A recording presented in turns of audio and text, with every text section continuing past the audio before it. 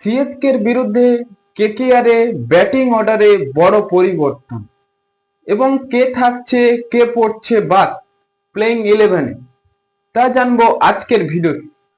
লখনৌর বিরুদ্ধে এত run target করতে গিয়ে যে 4 রানে হেরে গিয়েছে, সেই মিডিল অর্ডারে ব্যাটিং এবার পরিবর্তন করবে কেকেআর।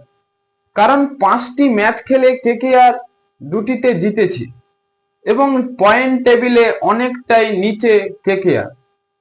তাই কেকেআর এবার চেন্নাইয়ের ঘরের মাঠে চেন্নাইয়ের বিরুদ্ধে খেলতে যাবে। সেই চিপক স্টেডিয়ামে প্রথমে স্পিন সহায়ক মাঠ হয়ে থাকে, তাই সেই স্পিন সহায়ক মাঠে এবার কেকেআর এর প্লেইং 11-এ সেই মঈন আলীকে দেখা যেতে পারে। মঈন আলী সিএসকের বিরুদ্ধে দুর্দান্ত ব্যাটিং বোলিং করে থাকে এবং তিনি যখন সেই হায়দ্রাবাদের বিরুদ্ধে খেলেছিলেন, সেই স্পিন অ্যাটাকে দুটি উইকেট শিকার করেছে। কিন্তু সেই লখনৌর বিরুদ্ধে মঈন আলীকে বাদ দিয়ে স্পেন্সার জনসনকে খেলানো হয়েছে। তিনি 3 ওভার বল করে 46 রান দিলেন এবং সেখানে যদি মঈন আলী থাকতো, হয়তো স্পিনে কিছুটা সহায়ক পেত বা ব্যাটিং অর্ডারেও কিছুটা দক্ষতা দেখাতে পারত মঈন আলী।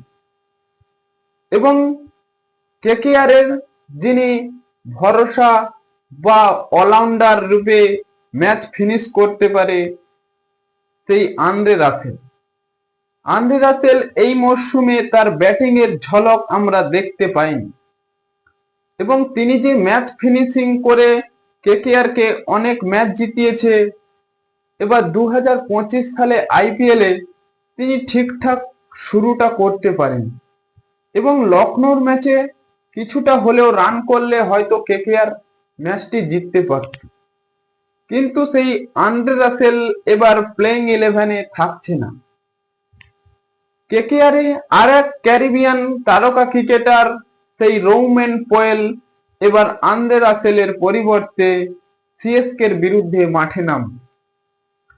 হ্যাঁ বন্ধুরা, সিএসকের বিরুদ্ধে কেকেআর জিতবে এবং জেতার জন্য প্লেইং 11-এ মিডিল অর্ডারে ব্যাটিং অনেকটাই শক্তিশালী করবে, কারণ তারা লখনৌর বিরুদ্ধে হেরে গিয়েছে সেই মিডিল অর্ডারে ব্যাটিং এর ব্যর্থতার জন্য। আপনাদের কি মনে হয়, কেকেআর সিএসকের বিরুদ্ধে দুর্দান্ত পারফরমেন্স করতে পারবে? এখনই কমেন্ট বক্সে লিখে জানিয়ে দিন এবং চ্যানেলটি সাবস্ক্রাইব করে আমাদের পাশেই থাকুন। ভিডিওটি শেষ পর্যন্ত দেখার জন্য আপনাকে অসংখ্য ধন্যবাদ।